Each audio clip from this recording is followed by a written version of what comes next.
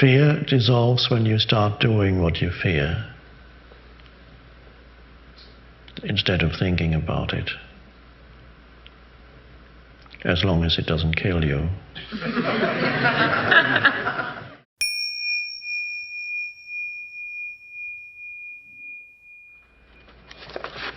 I have the decade, this is Wolfgang Aklewitz, I have the decade-long experience that fear arises when I talk or should talk in front of many people in similar situations. I cannot deprogram myself to accept this and speak. What can I do?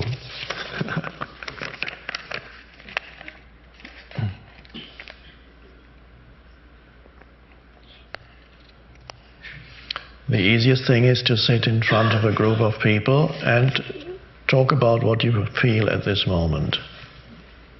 So you would say, as I sit here, my hands are wet, I can feel trembling, there's a panic, I'm sweating because I'm talking to you. And the more you talk about what's actually there, the more quickly you actually transcend it and you connect with people. So the simple truth, I'm so nervous. Okay, it's okay to be nervous. You begin to accept the way things are. This is what, it's not that I should be, no, just speak from your heart, completely honest and open, and then you connect with people, and after a few minutes, if you have something to say, it'll come out of you. If you have nothing to say, then you better have a script to read.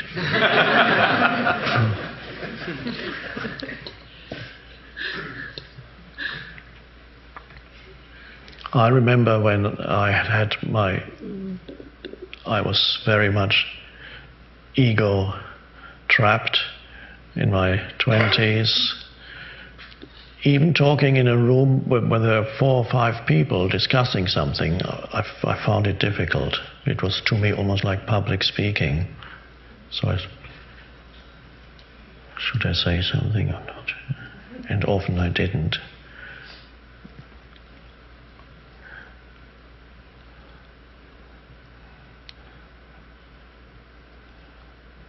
Fear dissolves when you start doing what you fear, instead of thinking about it, as long as it doesn't kill you.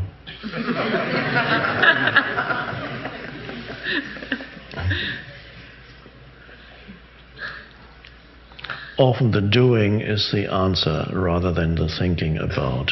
Do and then see. I had a friend who came to see me regularly. Well, somebody would come for spiritual advice, and so one day he met a woman on the internet, and then every week he came, he told me the relationship was getting deeper and deeper. And I said, what relationship? Well, he said, well, we are talking to each other on the and then beginning to talk even on the phone after a while. I said, now I'm falling in love with this woman. And I think about her all the time. And I said, you know, you're not thinking about this woman, you're thinking about there's a mental image in your head of who that woman is. So and then he said, yes, but I'm married, should I see her? I said, it's all...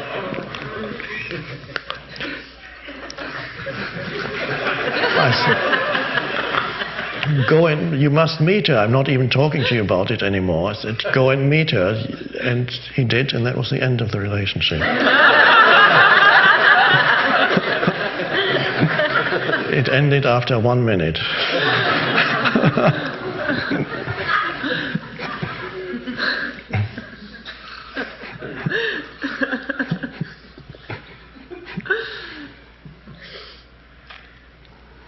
And then I stopped seeing people individually.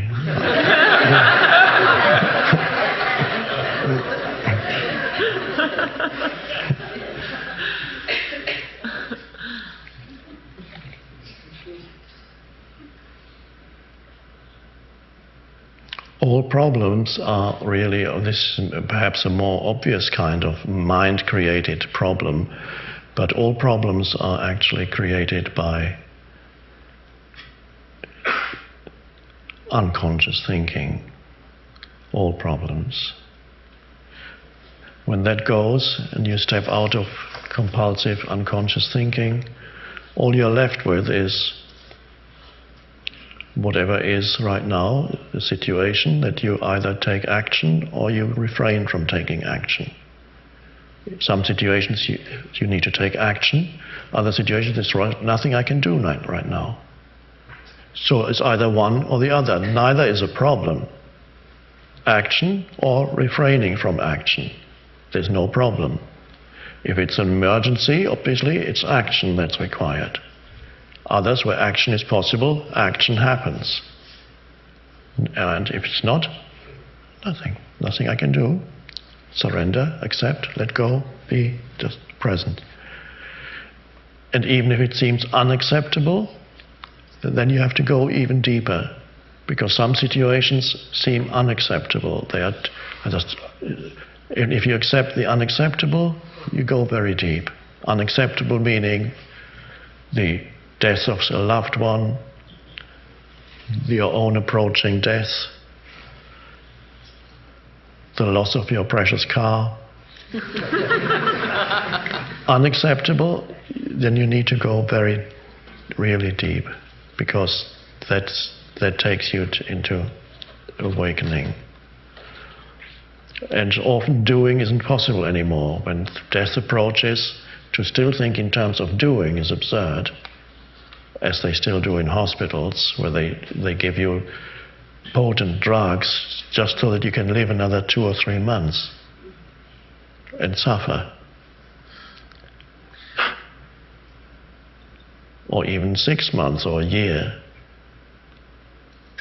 Because death is unacceptable to the Western mind still, to a large extent. And it means you do until the very end, you have to do something. But yes, doing is fine, but there comes a time when doing needs to be relinquished. And that's beautiful. And that's where real realization happens.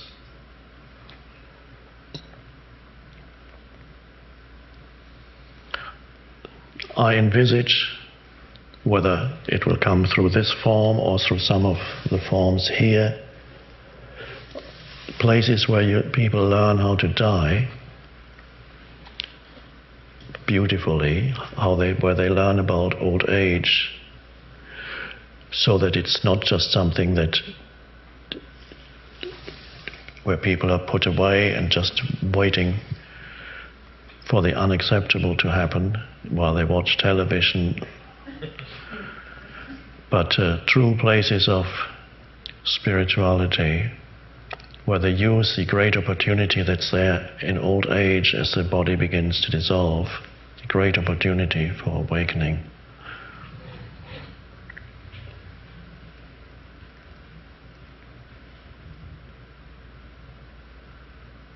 The flowering of life, it could be.